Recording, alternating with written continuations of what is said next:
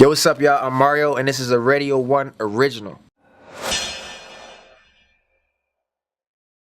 There's been a lot of time in between albums, but a lot of people neglect to remember, like, I started at such a young age, and I just needed time to, grow and experience life and figure out my language, in music. I think every artist should have a language in music, and I came up in a time where originality was important, so I wanted to find my original language and experiment a little bit. And Dance in Shadows, this album is a direct reflection of my influences musically, of the way I'm looking at the culture right now, what I feel like is missing in R&B, just in terms of the content and the music. And yeah, man, just being present. There's a lot that happened in the last 8 years of my life, but a lot of it had to do with growth, taking care of family, dealing with real life, getting business right, and I feel back stronger than ever. What is the state of R&B right now in your the state of R&B right now? I think is experimental. I think that there's a lot of, but I do think that there's a lot of interchangeable music, to be honest. I think that there's a lot of artists that, you could take one song and just put it on the next person. And I think maybe that's good for like programming and certain things, but I think that there definitely has to have to be those unique artists and like that have their own sound and that kind of like keep the bar. Like, okay, this is the bar, but we'll accept everything else. And I think that's what I do. I like kind of keep that bar.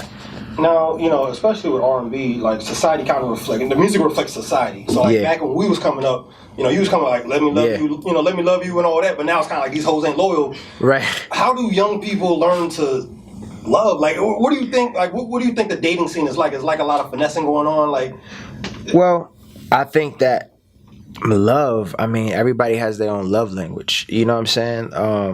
And I don't think there's one specific title or explanation of love. I think everybody has their own love language, and it comes from their experiences.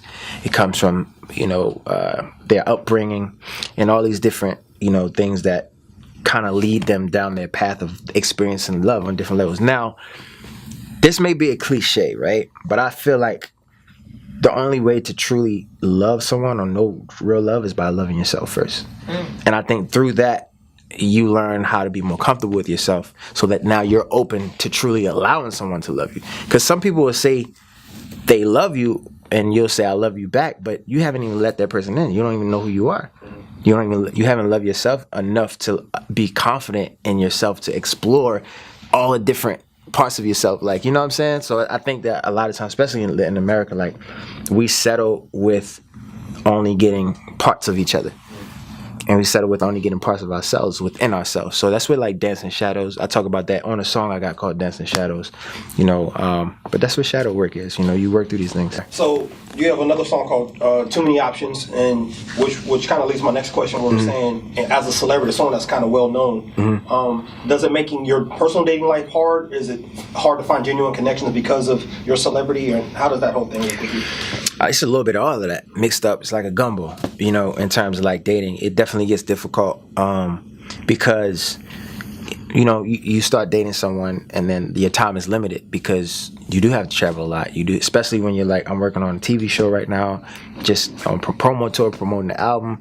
There's a lot of things I want to accomplish, and your time gets like kind of split in half. So you don't really get a chance to like spend too much time with one person, which could, it could make it interesting in terms of like traveling places with that person, but it also can make it difficult if that person has a career too and like trying to accomplish things. So that part gets difficult. But I think when you really like a person to have a connection with that person, you'll make time, you'll create the time, and you two will find time to fit in between schedules to get to know each other better, spend time together.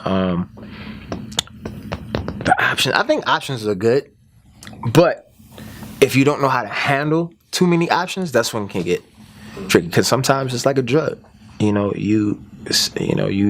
get in this cycle of like dating after dating, partner after partner, and then you look up and you're like damn, like I need to slow down, like you know what I'm saying. So I went through that phase, and right now I'm just like in a phase where like I won't just because I want to, like if I'm attracted to a girl, just because I'm attracted to it, if I know I'm not going to take it further with her, like I'm not going to take her down this whole rabbit hole of like taking her out all the time just to, and have sex with her, and then when I know that she's expecting more.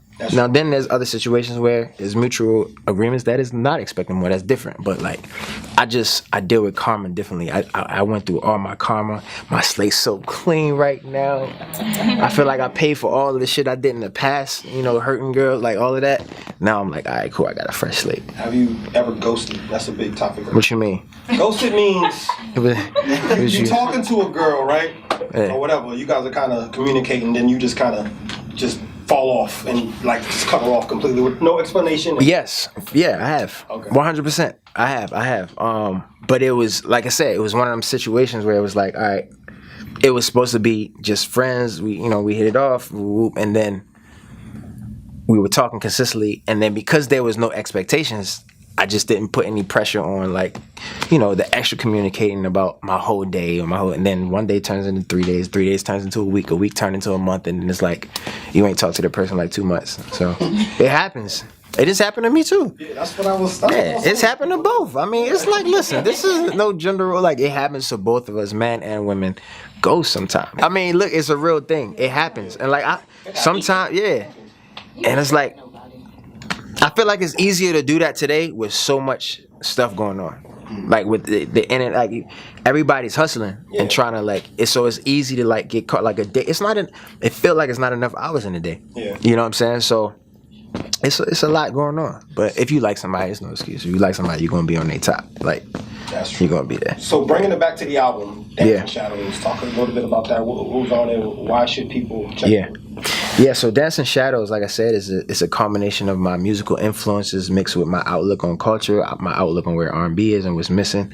I recorded the album, half of it in London, half of it in America. London, the choice for London kind of happened like on a whim. I worked with Jake Gosselin on the album, who executive produced a lot of different records from different artists, from Ed Sheeran to Shawn Mendes, a bunch of other artists, and like his approach to making music is super raw. Live music, like we'll start a record just on guitar and then build around it, or just on piano. And I like that approach because I'd never done it before. And it was one of the things where I was like, yo, I want my voice to really shine through on this album. I want people to connect with my voice again, and not so much like, oh, this record just got a big hook for radio. Like, nah, like I want to tell stories. I want to connect with people in a way where I feel like, it's a lot of real shit going on out here. Like, people need music that's motivating to them, not just like, sex music or like club music, like shit that people can get through the day with. I don't know about y'all, but like I got family members and friends that still live back home that just need to get through the day because shit just be so crazy, and like energetically things are, we see a lot. You go to your phone and you never know what you're gonna see.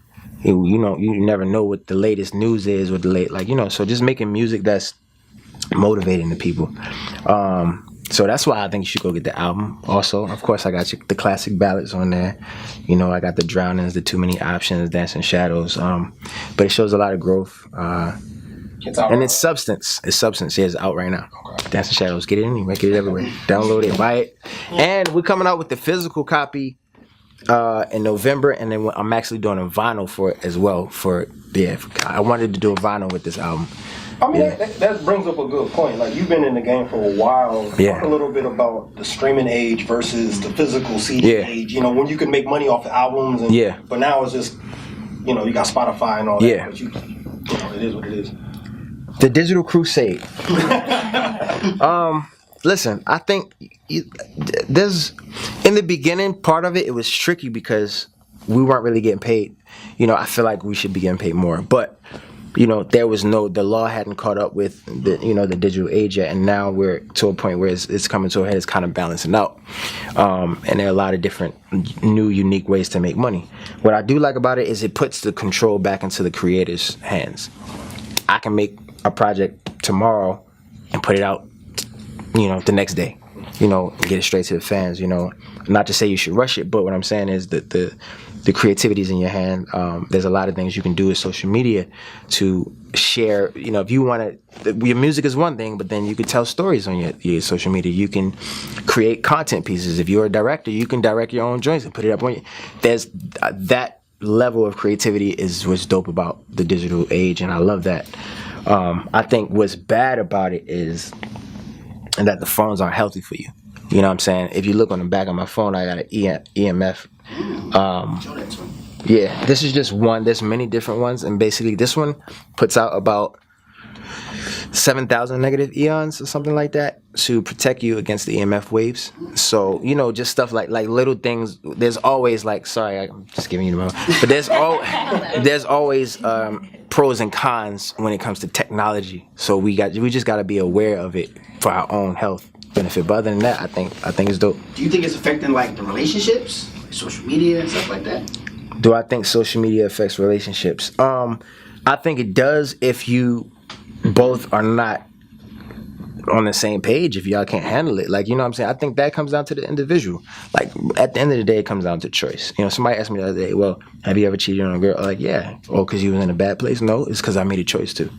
When I was in a great place, I cheated. When I was in a bad place, I was faithful. It's a choice. You know what I'm saying? So at the end of the day, it all comes down to choices. We can't keep blaming social media and other people and things. No, it's a choice. You made a choice. You know, you got to own it. It's just like being a man and being grown is like being able to own up to your choices and deal with the consequences and bounce back. Okay, so what is something about you that you want all your fans to know that they wouldn't know by looking at you?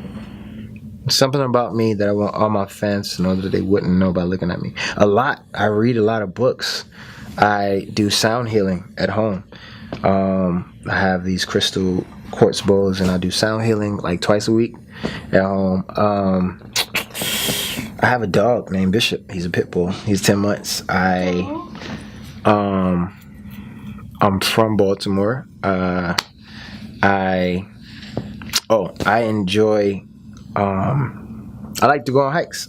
I live in Woodland Hills, like in the valley, and it's like near canyons and it's a lot of mountains and stuff. So I go out there where they say you shouldn't go, like where the mountain lions be at and all that. And I never seen one. I haven't seen one yet. I'm still looking for mountain lions. You know what I'm saying? I would try to put them on tape and get close as possible to him. You're one of them guys. Yeah, he's gonna be like, damn technology. Yeah, nah, like what else? So much. I feel like I'm saying the corny and shit, but there's so much about me that people. I have 16